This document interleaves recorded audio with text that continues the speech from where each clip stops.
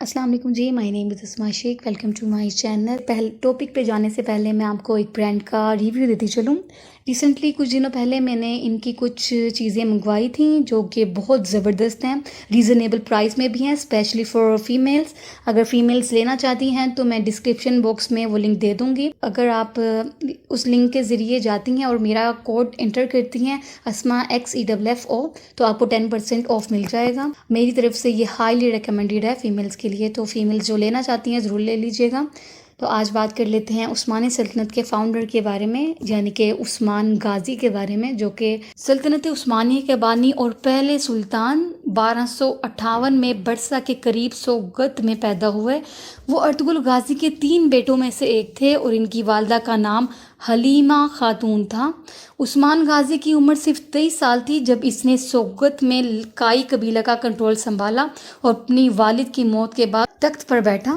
1326 میں اپنی موت تک 27 سال حکومت کی۔ تخت پر چڑھنے کے بعد اس نے اپنے ارد گرد کئی ترکمان گروہوں کو اکٹھا کیا اور سلجوقیوں کے علاؤ الدین کیقوباد اول کے ساتھ مل کر بازنطینیوں کے خلاف لڑا۔ علاؤ الدین کی جلاوطنی کے بعد جب سلجوقی سلطنت بے اقتدار رہی تو عثمان غازی نے 1299 میں انہیں اپنے دور حکومت میں دوبارہ متحد کر لیا اور اس تحریک کو سلطنت عثمانیہ کی بنیاد قرار دے دیا۔ اس نے بازنطینی تجارتی راستے کاٹ کر مقامی حکمرانوں کو ہتھیار ڈالنے پر مجبور کیا۔ کہا جاتا ہے 1320 کے بعد وہ بیمار ہو گیا اور اس کے بیٹوں نے جنگ جاری رکھی اور بازنطینیوں سے بہت سے قصبوں پر قبضہ کر لیا۔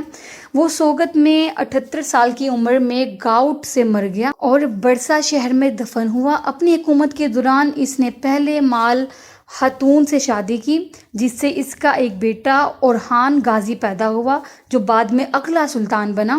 مال خاتون کے بعد اس نے بلا خاتون سے شادی کی جس سے اور بیٹا علاؤ الدین پیدا ہوا جو بڑا ہو کر اس کا وزیر اعظم بنا۔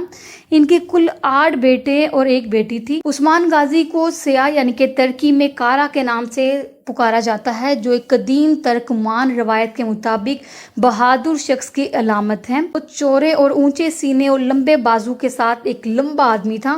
سیاہ دھندلا باریک داڑھی کے ساتھ گول چہرہ اور لمبی گھنی مونچھیں، میٹھی ناک، ہیزل آنکھیں، گھنی بھویں اور گہری اور عمدہ آواز، گھوڑ سوار کا ماہر، تلوار کا استعمال اچھے طریقے سے جاننے والا اور جنگ کی حکمت عملی۔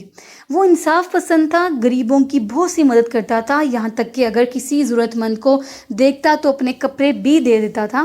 فوجی کارروائیوں کے علاوہ عثمان غازی نے ایک نئی سلطنت کی تشکیل کے لیے تمام نئے اقدامات بھی قائم کیے جیسے کہ سلجوق قوانین پر مبنی نئے قوانین لانا، ٹیکسوں کو اپنانا، پہلے عثمانی سکوں کی ٹیکسائل وغیرہ۔ جی تو یہ تھی ایک چھوٹی سی انفارمیشن سلطان اول کے بارے میں جن کو سلطنت عثمانیہ کا بانی بھی کہا جاتا ہے۔ امید کرتی ہوں ویڈیو اچھی لگی ہوگی۔ ویڈیو اچھی لگی ہو تو میرے چینل کو ضرور سبسکرائب اور ویڈیوز کو لائک کر دیجیے گا۔ تب تک کے لیے اللہ حافظ۔